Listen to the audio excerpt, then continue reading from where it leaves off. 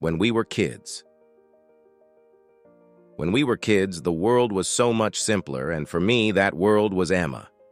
Emma moved next door when we were 8, and from that first day, she was my best friend. We'd spend every summer exploring the woods, building forts, and chasing fireflies until dusk. She was fearless, always daring me to climb higher, run faster, and dream bigger. And somewhere along the way, my friendship with Emma became something more, though I couldn't quite put a name to it then. One evening, when we were about 12, Emma and I found an abandoned garden hidden behind an old, creaky gate in the woods. It was wild and overgrown, but in the middle of it all stood a small stone bench. We claimed it as our spot, a secret only we knew. We'd meet there almost every evening, making silly promises and talking about everything. One summer night, under a sky full of stars, Emma suddenly asked, "Do you think we'll still be friends when we're grown up?" I laughed, pretending it was a silly question, but deep down I felt a strange pang.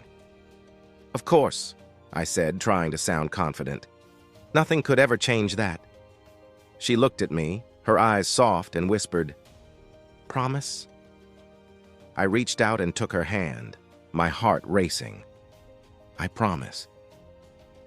The years passed, and high school brought new faces and new experiences, yet Emma and I stayed close. But there was something unspoken between us, a quiet understanding neither of us dared acknowledge. I was too afraid to tell her how I felt, afraid that if I crossed that line, I might lose her. So I held back, content to keep our friendship the way it was. Then just before our senior year, Emma told me her family was moving. The news hit me like a storm. That night I went to our secret garden hoping she'd come, and just when I was about to leave, she appeared, her face lit by the moonlight.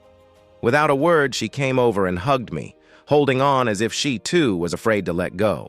I wanted to tell her everything I'd hidden for years, but I didn't have the courage. Just as I was about to pull away, she looked up, her eyes brimming with something I'd never seen before. And then she kissed me, soft, warm, and full of all the words we'd never spoken. She pulled back, her voice barely a whisper. "Now we'll both remember." Emma moved away, and for years life moved forward. But I never forgot her, or that summer night in our secret garden. One day, many years later, I returned to that same spot, only to find Emma sitting on the stone bench waiting. Smiling, I sat beside her, and in that moment, I knew our story had never truly ended. It had just been waiting to start again.